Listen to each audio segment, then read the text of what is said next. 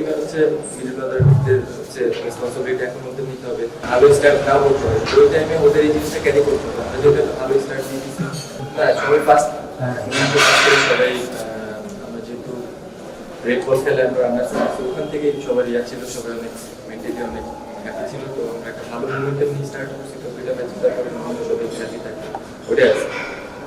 কালকে অনেক রান আমরা দেখেছি, ছিল একটা সেঞ্চুরি ছিল, আজকে কিন্তু সেই তুলনায় রান হয়নি কোনো ম্যাচে। আপনার এই ম্যাচটা যারা হয়েছে 162টার বেশি। যদি কালকে কথা বলি 4 ম্যাচে 44টা উইকেট, আজকে 4 ম্যাচে 71টা উইকেট। ব্যাপারটা আসলে বেশি দেখছি, ব্যাটারদের জন্য একটু কঠিন হয়ে পড়ে।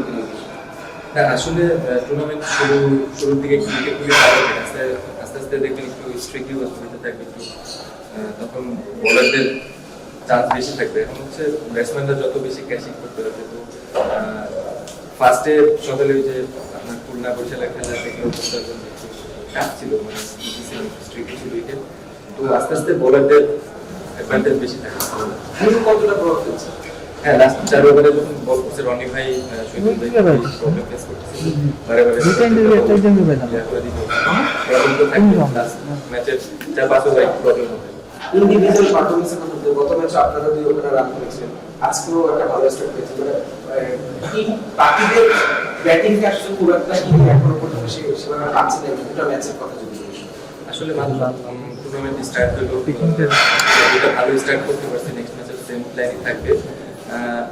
মিডিল আমাদের টিমের হচ্ছে মিডল অর্ডারদের হচ্ছে রেসপন্সিবিলিটি এখন মধ্যে নিতে হবে। লো অর্ডারে আমরা হচ্ছে ওরকমভাবে ট্রাভেল করতেছি। তো এটা আমাদের ব্যাটসম্যানদের, লো অর্ডার ব্যাটসম্যান যারা আছে ওদের রেসপন্সিবিলিটি, ওদের এই জায়গাটা সেখানে আছে প্লেয়ার আছে, গাজী ভালো খেলতেছে, বিপ্লব আছে, তো ওদের এখানে ক্যারি করতে হবে এই সিচুয়েশন। হয়তো আমরা এভরিডে ভালো স্টার্ট না বলতে হবে, ওই টাইমে ওদের এই জিনিসটা ক্যারি করতে হবে। আমরা যেটা ভালো স্টার্ট দিয়ে দিচ্ছি, তো মাঝখানে রেসপন্সিবিলিটি নিতে হবে। আপনাদের রঙের যে ইনজুরিটা কি বেশি মারাত্মক, পরবর্তী ম্যাচে তাকে পাওয়া যাবে নাকি কোন ধরনের কি অবস্থায় আছে বর্তমানে? হ্যাঁ, রনি ভাই ঠিক আছে, তেমন কোনো সিরিয়াস কোনো ইস্যু আছে? সিরিয়াস কিছু না, ক্লাসের জন্য সেভ হয়ে গেছে, ঠিক আছে। Thank you. আর ক্যাপ্টেন শেষ ওভারের আগে প্ল্যান কি ছিল? 12 মিনিট বেশি রান দিয়ে তারপর রবিবার ওভারটাও খুব ভালো ছিল। শেষ ওভারের আগে আপনার প্ল্যানটা কি ছিল? টু বি অনেস্ট, আমি লাস্ট ওভার পর্যন্ত আমার কাছে এই 10 রান থাকবে এরকম চিন্তা করিনি, বাট আমি শহীদুল ভাইয়ের উপর 100% কনফিডেন্ট ছিলাম। মারুফ একটু এক্সপেন্সিভ ছিল, বাট ও প্ল্যান অনুযায়ী ট্রাই করছে। ডিউর জন্য একটু ওর জন্য টাফ হয়ে গেছে, হয়তো প্রপার এক্সিকিউশন হয় নাই, বাট ও 100% ট্রাই করছে। রনি ভাই বল রেগুলার, শহীদুল ভাইয়ের কথা তো বলার কিছু নাই। তো আমি রনি ভাইয়ের উপর, শহীদুল ভাইয়ের উপর 100% কনফিডেন্ট ছিলাম। আর আপনার ব্যাটিংটা নিয়ে একটু শুনতে চাচ্ছি। 2 ইনিংসে আপনার ব্যাটিং সেট খুব ভালো ছিল, যেটা আমাদের খুব মানে টি-টোয়েন্টির জন্য কার্যকর। নিজের ব্যাটিং এর নিয়ে একটু শুনতে চাচ্ছি। ব্যাটিং আগের দিনে বললাম, আমি যেগুলি প্র্যাকটিস করছি ওই ম্যাক্সিমাম জিনিসগুলি চেষ্টা করতেছি, বাইরে কিছু চেষ্টা করতেছি না, প্ল্যানও নাই। কারণ যেভাবে সাকসেস রেট বেশি আসে ওই প্ল্যানে থাকাই বেটার। তো আমি ওই প্ল্যানেই আছি। মাঠে দর্শক মিস করছে, আসলে এখন মাঠে একটু ইনভলভ থাকতে হবে, তো ওই আউটসাইডে মাথা যাচ্ছেই না। মানে দর্শকদের কিছু বলার আছে? দর্শকদের অবশ্যই ওরা যেন অ্যাভেলেবল থাকে, মানে আমরা তাহলে একটু ভিতর থেকে খুশি খুশি ফিল হয় যে আচ্ছা দর্শক আছে, খেলা দেখতেছে, এনজয় করে টিমমেটসরা। হ্যাঁ, তা তো অবশ্যই। দেখেন এটা টি-টোয়েন্টি খেলা, মোমেন্টামের খেলা, যে কোনো সময় যে কোনো কিছু ঘটতে পারে। একটা হক ছিল, সে যদি লাস্ট ওভার একটা হক। আপনি সোহান যখন ব্যাটিং করছিলেন তখন আপনাদের লক্ষ্যটা ছিল যে একদম শুরু থেকেই মেরে খেলা, এরকম আর কি লক্ষ্যটা ছিল। মানে আপনারা আসলে এই টুর্নামেন্টে একটু মানে ফর্ম টাইমের জন্য বেছে নিয়েছেন, তাই না? এরকম কিছু না, সোহান আর আমার ক্লিয়ার একটা রোল ছিল, রোল আলাদা ছিল, আমার রোল আলাদা ছিল। আমরা যে রোলটা পালন করতে পারি না, আমাদের ওই জায়গায় আরেকটা দায়িত্ব মিলে আমি ইজি হয়ে গেছি। নাজমুল শান্ত আপনার টিমে রয়েছেন, দুটো ম্যাচে কম খেললেন, এখন ব্যাটিং প্র্যাকটিস করছিলেন নাকি? তো আমরা কি থার্ড ম্যাচে তাকে আসলে আশা করতে পারি কিনা দেখি? এটা এখন পর্যন্ত বলতে পারতেছি না, তবে আরো যদি আসে আমাদের জন্য ভালো হবে। সকালে যে ম্যাচগুলো হচ্ছে ওইগুলো মানে টি-টোয়েন্টি কি অত সকালে খেলাটা আসলে কষ্ট করতে না?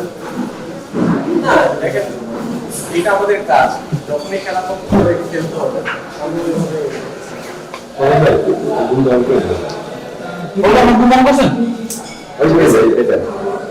ভাই বলেন না। 44টা উইকেট দিয়েছেন 4টা ম্যাচে, আজকে 71টা উইকেট। ব্যাটিংটা কতটা স্লো কিনা আজকে আমার কাছে স্লো অতটা মনে হয় নাই 5 মিনিটে বল এটা ধরতেছিল লাস্টের দিকে সব মিলে উইকেট খুব ভালো মনে হয়েছে কন্ডিশন কোনো সমস্যা হচ্ছে না, কুয়াশার গ্রোথটা আসলে একটু তো ডিম থাকবে শীতের সময় এটা অ্যাডজাস্ট করে খেলতে হবে মুশফিকুর রহিম আমাদের দল আছে টিমের সঙ্গে কবে করতে এটা এখন পর্যন্ত আমি জানি না কিন্তু আমরা চাইবো তাড়াতাড়ি আসবে আলহামদুলিল্লাহ প্রথম ম্যাচটা আমরা ভালো উইন করছি, এটাও ভালো উইন আলহামদুলিল্লাহ। কারণ আমরা একদম চ্যাম্পিয়নের ইয়াতে চিন্তা করতেছিলাম ম্যাচ টু ম্যাচ জিতার মেইন উদ্দেশ্য।